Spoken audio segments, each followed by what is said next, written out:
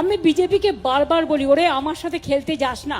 আমার সাথে খেলতে গেলে আমি যে খেলাটা খেলবো সেই খেলায় তোমরা আমাকে ধরতেও পারবে না, ছুটতেও পারবে না, নাগালও পাবে না।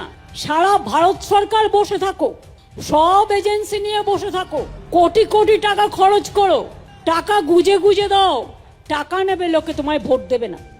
কারণ তুমি 1 মাসের জন্য টাকা দেবে, আর 365 দিন চলবে কোত্থেকে? বছরের পর বছর চলবে কি করে? মানুষ কি চায়?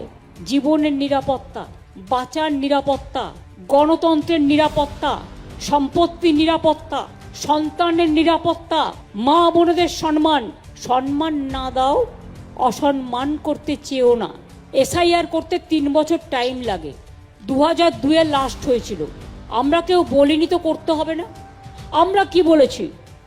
তুমি একটাও জেনুইন ভোটারের নাম বাদ দিতে পারবে না, যারা ভোট দিয়েছে, যারা বিভিন্ন স্কিমে টাকা পায়, যারা দীর্ঘদিন এখানে বসবাস করছেন, তাদের তাড়ানোর কোনো অধিকার তোমাদের নেই।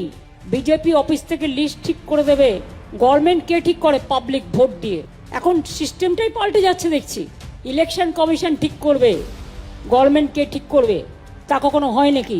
ইলেকশন কমিশনের কাজ হচ্ছে ইম্পার্শিয়াল চেয়ার মেনটেন করা, not to become the BJP commission but to a election commission, impartial election commission.